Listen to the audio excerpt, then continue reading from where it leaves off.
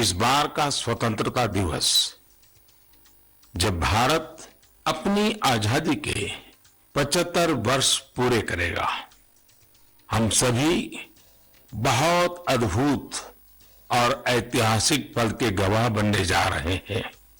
ईश्वर ने ये हमें बहुत बड़ा सौभाग्य दिया है।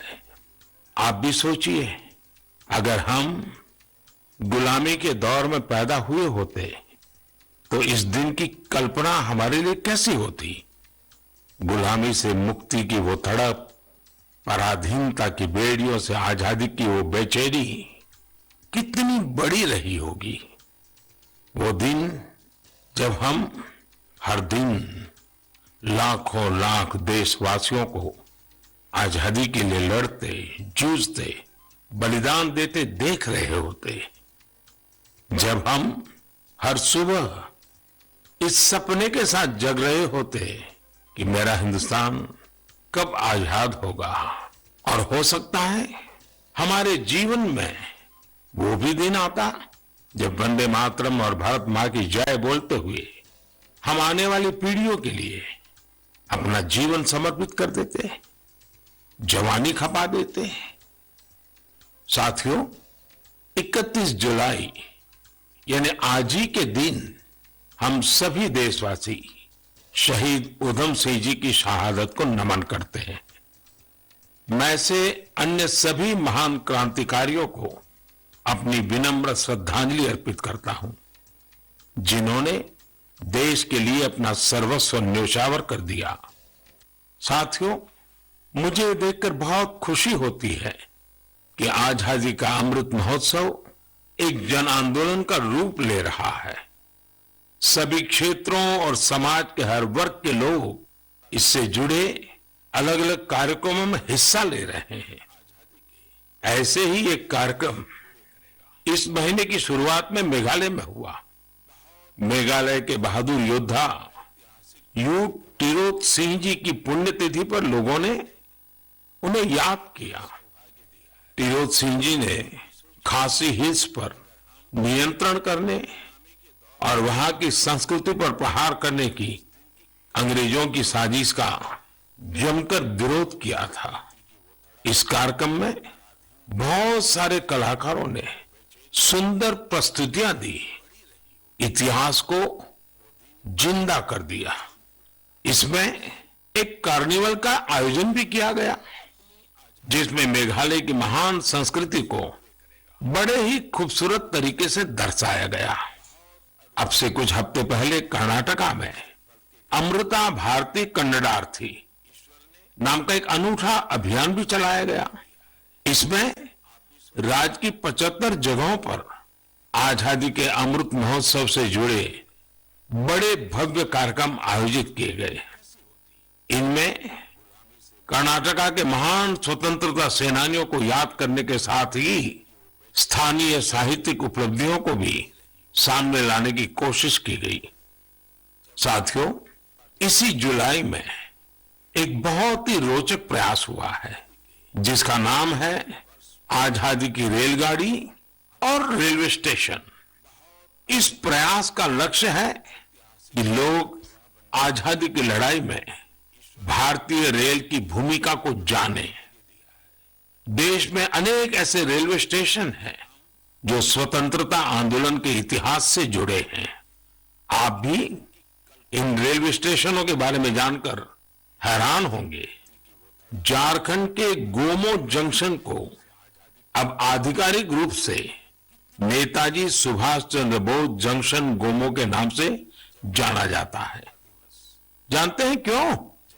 दरअसल इसी स्टेशन पर कालका मेल में सवार होकर नेताजी सुभाष ब्रिटिश अफसरों को चकमा देने में सफल रहे थे। आप सभी ने लखनऊ के पास काकोरी रेलवे स्टेशन का नाम भी जरूर सुना होगा।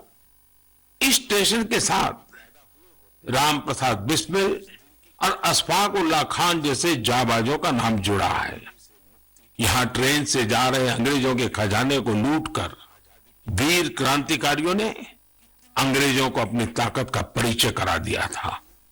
आप जब कभी तमिलनाडु के लोगों से बात करेंगे तो आपको थुथुकुडी जिले के वांची मणियाच्ची जंक्शन के बारे में जानने को मिलेगा। ये स्टेशन तमिल स्वतंत्रता सेनानी वांची नाथन जी के नाम पर है। ये वही स्थान है जहां 25 साल के युवा वांची ने ब्रिटिश कलेक्टर को उसके किए की सजा दी थी। साथियों, ये लिस्ट काफी लंबी है। देश भर के 24 राज्यों में फैले ऐसे 75 रेलवे स्टेशनों की पहचान की गई है। इन 75 स्टेशन को बहुत ही खूबसूरती से सजाया जा रहा है। इनमें कई तरह के कार्यक्रमों का भी आयोजन हो रहा है। आपको भी समय निकालकर अपने पास के ऐसे ऐतिहासिक स्टेशन पर जरूर जाना चाहिए। आपको स्वतंत्रता आंदोलन के ऐसे इतिहास के बारे में विस्तार से पता चलेगा जिनसे आप अनजान रहे हैं।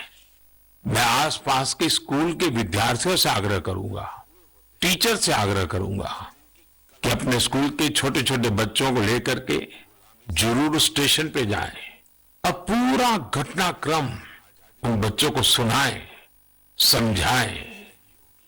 मेरे प्यारे देशवासियों, आजादी के अमृत महोत्सव के तहत 13 से 15 अगस्त तक एक स्पेशल मूवमेंट हर घर तिरंगा का आयोजन किया जा रहा है। इस मूवमेंट का हिस्सा बनकर 13 से 15 अगस्त तक आप अपने घर पर तिरंगा जरूर फहराएं या उसे अपने घर पर लगाएं। तिरंगा हमें जोड़ता है, हमें देश के लिए कुछ करने के लिए प्रेरित करता है। मेरा एक सुझाव ये भी है कि 2 अगस्त से 15 अगस्त तक हम सभी अपनी सोशल मीडिया प्रोफाइल पिक्चर में तिरंगा लगा सकते हैं। वैसे क्या आप जानते हैं 2 अगस्त का हमारे तिरंगे से एक विशेष संबंध भी है। इसी दिन पिंगली वेंकैया जी की जन्म जयंती होती है, जिन्होंने हमारे राष्ट्रीय ध्वज को डिजाइन किया था। मैं उन्हें आदरपूर्वक श्रद्धांजलि अर्पित करता हूं। अपने राष्ट्रीय ध्वज के बारे में बात करते हुए मैं महान क्रांतिकारी मैडम कामा को भी याद करूंगा। तिरंगे को आकार देने में उनकी भूमिका बेहद महत्वपूर्ण रही है। साथियों, आजादी के अमृत महोत्सव में हो रहे इन सारे आयोजनों का सबसे बड़ा संदेश यही है कि हम सभी देशवासी अपने कर्तव्य का पूरी निष्ठा से पालन करें। तभी हम उन अनगिनत स्वतंत्रता सेनानियों का सपना पूरा कर पाएंगे, उनके सपनों का भारत बना पाएंगे। इसलिए हमारे अगले 25 साल का यह अमृतकाल हर देशवासी के लिए कर्तव्य काल की तरह है। देश को आजाद कराने हमारे वीर सेनानी हमें ये जिम्मेदारी देकर गए हैं और हमें इसे पूरी तरह निभाना है। मेरे प्यारे देशवासियों, कोरोना के खिलाफ हम देशवासियों की लड़ाई अब भी जारी है। पूरी दुनिया आज भी जूझ रही है। होलिस्टिक हेल्थ केयर में लोगों की बढ़ती रुचि ने इसमें सभी की बहुत मदद की है। हम सभी जानते हैं कि इसमें भारतीय पारंपरिक पद्धतियां कितनी उपयोगी हैं। कोरोना के खिलाफ लड़ाई में आयुष ने तो वैश्विक स्तर पर अहम भूमिका निभाई है। दुनिया भर में आयुर्वेद और भारतीय औषधियों के प्रति आकर्षण बढ़ रहा है। ये एक बड़ी वजह है कि आयुष एक्सपोर्ट में रिकॉर्ड तेजी आई है और ये भी बहुत सुखद है कि इस क्षेत्र में कई नए स्टार्टअप्स भी सामने आ रहे हैं। हाल ही में एक ग्लोबल आयुष इन्वेस्टमेंट और इनोवेशन समिट हुई थी। आप जानकर हैरान होंगे कि इसमें करीब 10,000 करोड़ रुपए के इन्वेस्टमेंट प्रपोजल्स मिले हैं। एक और बड़ी अहम बात यह हुई है कि कोरोना काल में औषधीय पौधों पर रिसर्च में भी बहुत वृद्धि हुई है।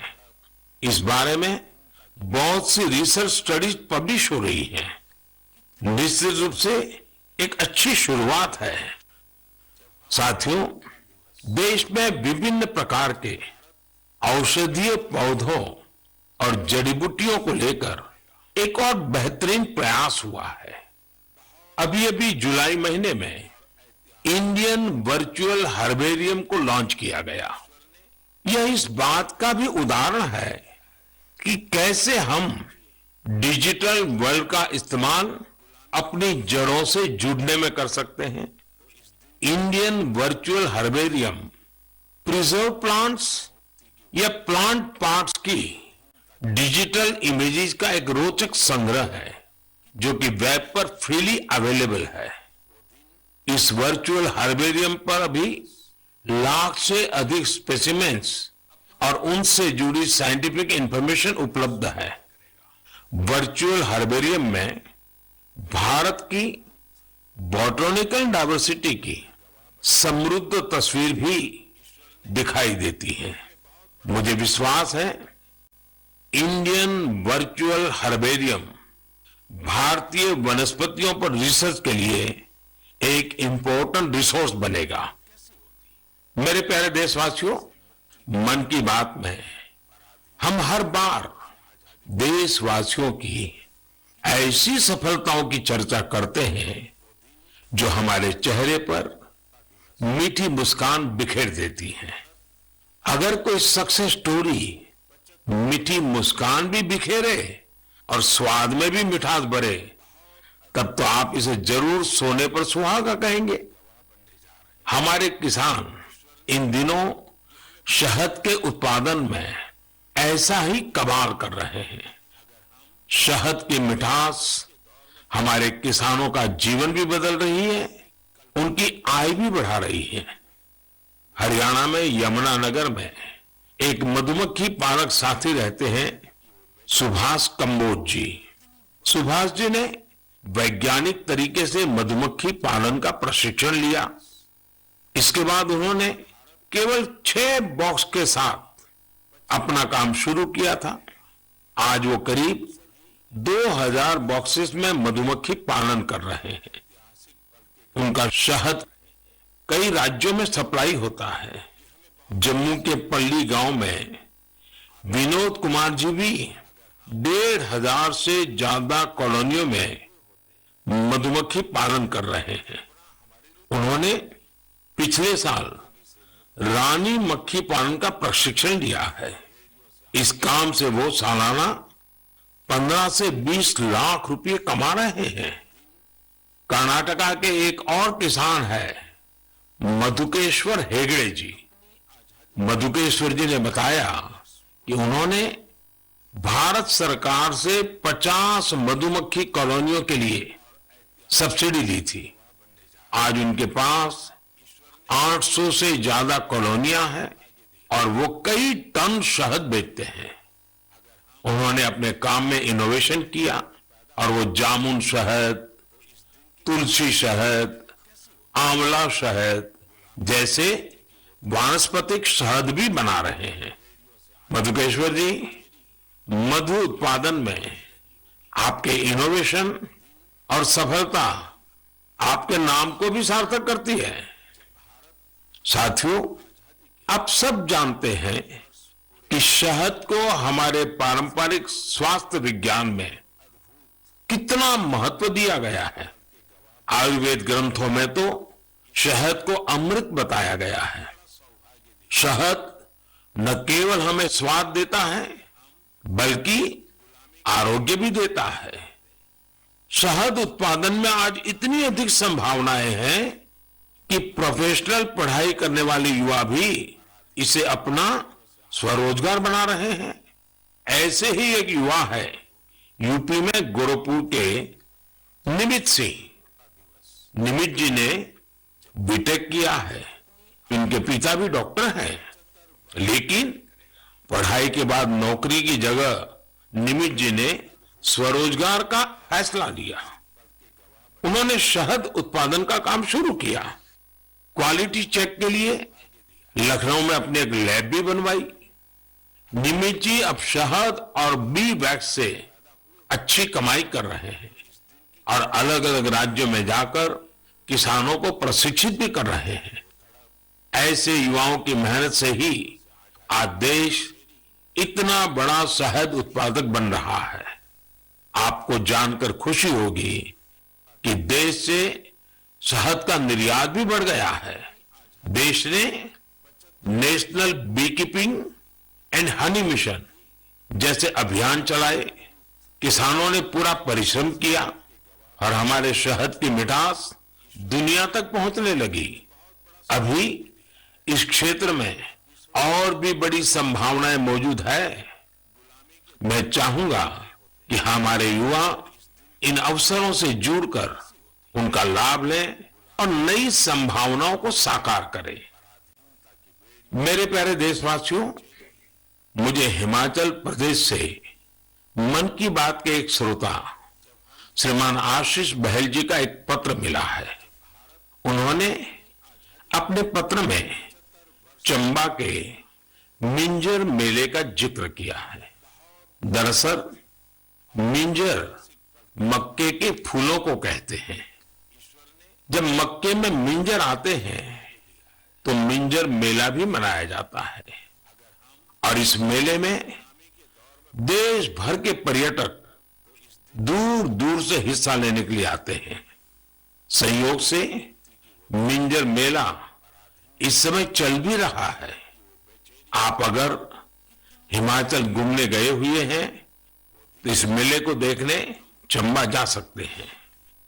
चंबा तो इतना खूबसूरत है कि यहां के लोकगीतों में बार बार कहा जाता है, चंबे एक दिन ओना कने महीना रहना। यानी जो लोग एक दिन के लिए चंबा आते हैं वे इसकी खूबसूरती देखकर महीने भर यहां रह जाते हैं। साथियों, हमारे देश में मेलों का भी बड़ा सांस्कृतिक महत्व रहा है। मेले जन मन दोनों को जोड़ते हैं। हिमाचल में वर्षा के बाद जब खरीफ की फसलें पकती हैं तब सितंबर में शिमला, मंडी, कुल्लू और सोलन में सैरी या सैर भी मनाया जाता है। सितंबर में ही जागरा भी आने वाला है। जागरा के मेलों में महासु देवता का आह्वान करके बीसू गीत गाए जाते हैं। महासु देवता का ये जागर हिमाचल में शिमला, किन्नौर और सिरमौर के साथ साथ उत्तराखंड में भी होता है। साथियों, हमारे देश में अलग अलग राज्यों में आदिवासी समाज के भी कई पारंपरिक मेले होते हैं। इनमें से कुछ मेले आदिवासी संस्कृति से जुड़े हैं तो कुछ का आयोजन आदिवासी इतिहास और विरासत से जुड़ा है। जैसे कि आपको अगर मौका मिले तो तेलंगाना के मेडारम का 4 दिवसीय समक्का सरलम्मा जात्रा मेला देखने जरूर जाइए। इस मेले को तेलंगाना का महाकुंभ कहा जाता है। सरलम्मा जात्रा मेला 2 आदिवासी महिला नायिकाओं समक्का और सरलम्मा के सम्मान में मनाया जाता है। ये तेलंगाना ही नहीं बल्कि छत्तीसगढ़, महाराष्ट्र और आंध्र प्रदेश के कोया आदिवासी समुदाय के लिए आस्था का बड़ा केंद्र है। आंध्र प्रदेश में मारीदम्मा का मेला भी आदिवासी समाज की मान्यताओं से जुड़ा बड़ा मेला है। मारीदम्मा मेला ज्येष्ठ अमावस्या से आषाढ़ अमावस्या तक चलता है और यहाँ का आदिवासी समाज इसे शक्ति उपासना के साथ जोड़ता है। यही पूर्वी गोदावरी के पेद्दापुरम में मरीदम्मा मंदिर भी है। इसी तरह राजस्थान में गरासिया जनजाति के लोग वैशाख शुक्ल चतुर्दशी को सियावा का मेला या मनखारो मेला का आयोजन करते हैं। छत्तीसगढ़ में बस्तर के नारायणपुर का मावली मेला भी बहुत खास होता है। पास ही मध्य प्रदेश का भगोरिया मेला भी खूब प्रसिद्ध है। कहते हैं कि भगोरिया मेले की शुरुआत राजा भोज के समय में हुई है। तब भील राजा कासूमरा और बालून ने अपनी अपनी राजधानी में पहली बार ये आयोजन किए थे। तब से आज तक ये मेले उतने ही उत्साह से मनाए जा रहे हैं। इसी तरह गुजरात में तरणेतर और माधोपुर जैसे कई मेले बहुत मशहूर है। मेले अपने आप में हमारे समाज जीवन की ऊर्जा का बहुत बड़ा स्रोत होते हैं। आपके आसपास भी ऐसे ही कई मेले होते होंगे। आधुनिक समय में समाज की पुरानी कड़ियां एक भारत श्रेष्ठ भारत की भावना को मजबूत करने के लिए बहुत जरूरी है। हमारे युवाओं को इनसे जरूर जुड़ना चाहिए। और आप जब भी ऐसे मेलों में जाएं, वहां की तस्वीरें सोशल मीडिया पर भी शेयर करें। आप चाहें तो किसी खास हैशटैग का भी इस्तेमाल कर सकते हैं। इससे उन मेलों के बारे में दूसरे लोग भी जानेंगे। आप कल्चर मिनिस्ट्री की वेबसाइट पर भी तस्वीरें अपलोड कर सकते हैं। अगले कुछ दिन में कल्चर मिनिस्ट्री एक कंपटीशन भी शुरू करने जा रही है, जहां मेलों की सबसे अच्छी तस्वीरें भेजने वालों को इनाम भी दिया जाएगा। तो फिर देर नहीं कीजिए, मेलों में घूमिए, उनकी तस्वीरें साझा करिए और हो सकता है आपको इसका इनाम भी मिल जाए। मेरे प्यारे देशवासियों, आपको ध्यान होगा मन की बात के एक एपिसोड में मैंने कहा था कि भारत के पास टॉयज एक्सपोर्ट्स में पावर हाउस बनने की पूरी क्षमता है। मैंने स्पोर्ट्स और गेम्स में भारत की समृद्ध विरासत की खास तौर पर चर्चा की थी। भारत के स्थानीय खिलौने परंपरा और प्रकृति दोनों के अनुरूप होते हैं, इको फ्रेंडली होते हैं। मैं आज आपके साथ भारतीय खिलौनों की सफलता को शेयर करना चाहता हूं। हमारे यंगस्टर्स, स्टार्टअप्स और एंटरप्रेन्योर्स के बूते हमारी टॉय इंडस्ट्री ने जो कर दिखाया है, जो सफलता हासिल की है, उसकी किसी ने कल्पना भी नहीं की होगी। आज जब भारतीय खिलौनों की बात होती है तो हर तरफ वोकल फॉर लोकल की ही गूंज सुनाई दे रही है।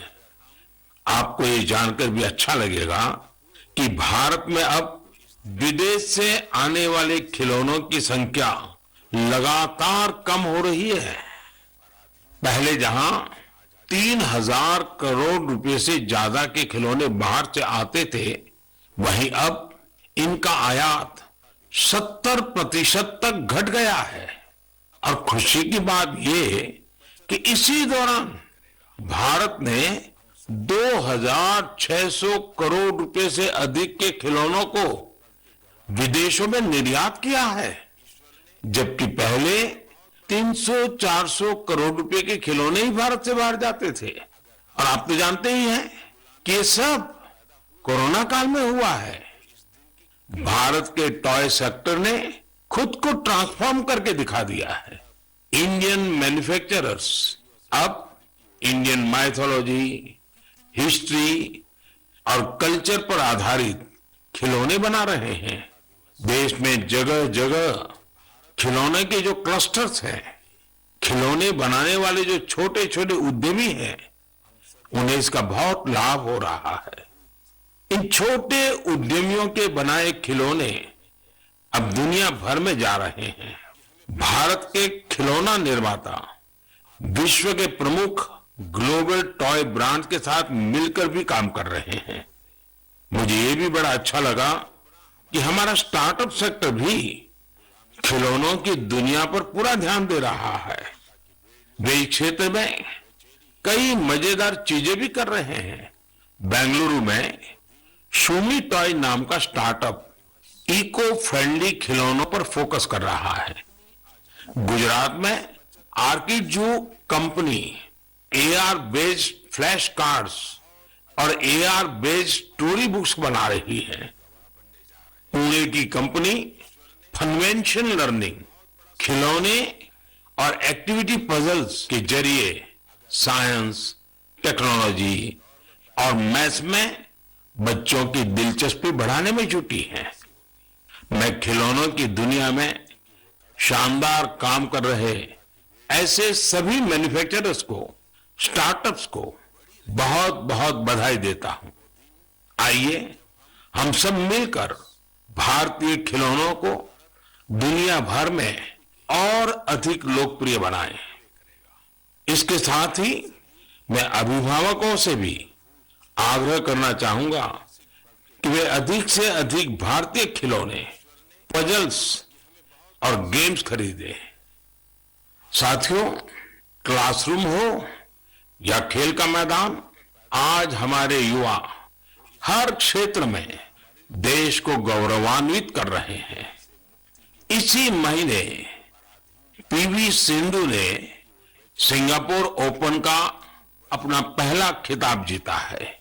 नीरज चोपड़ा ने भी अपने बेहतरीन प्रदर्शन को जारी रखते हुए वर्ल्ड एथलेटिक चैंपियनशिप में देश के लिए सिल्वर मेडल जीता है। आयरलैंड पैरा बैडमिंटन इंटरनेशनल में भी हमारे खिलाड़ियों ने 11 पदक जीतकर देश का मान बढ़ाया है। रोम में हुए वर्ल्ड कैडेट रेसलिंग चैंपियनशिप में भी भारतीय खिलाड़ियों ने बेहतरीन प्रदर्शन किया। हमारे एथलीट सूरज ने तो ग्रेको रोमन इवेंट में कमाल ही कर दिया। उन्होंने 32 साल के लंबे अंतराल के बाद इस इवेंट में रेसलिंग का गोल्ड मेडल जीता है। खिलाड़ियों के लिए तो यह पूरा महीना ही एक्शन से भरपूर रहा है। चेन्नई में 44वें चेस ओलंपियाड की मेजबानी करना भी भारत के लिए बड़े ही सम्मान की बात है। 28 जुलाई को ही इस टूर्नामेंट का शुभारंभ हुआ है और मुझे इसकी ओपनिंग सेरेमनी में शामिल होने का सौभाग्य मिला। उसी दिन यूके में कॉमनवेल्थ गेम्स की भी शुरुआत हुई। युवा जोश से भरा भारतीय दल वहां देश को रिप्रेजेंट कर रहा है। मैं सभी खिलाड़ियों और एथलीट्स को देशवासियों की ओर से शुभकामनाएं देता हूं। मुझे इस बात की भी खुशी है कि Bharat FIFA under 17 women's world cup उसकी भी मेजबानी करने जा रहा है। यह टूर्नामेंट अक्टूबर के आसपास होगा, जो खेलों के प्रति देश की बेटियों का उत्साह बढ़ाएगा।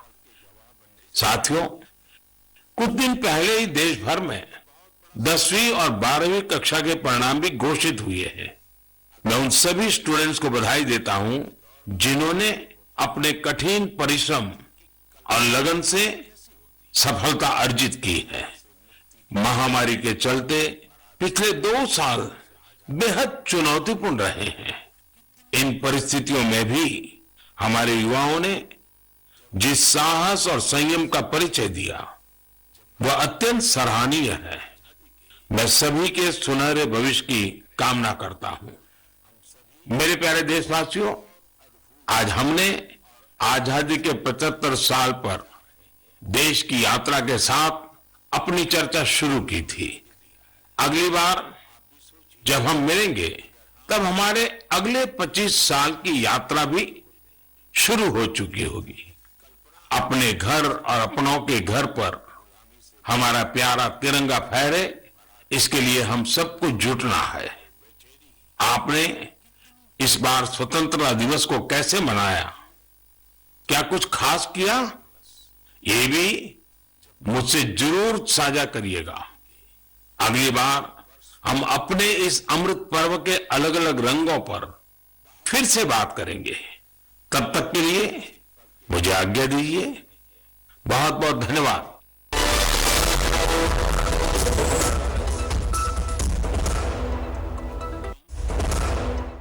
के दौर में पैदा हुए होते तो इस दिन की कल्पना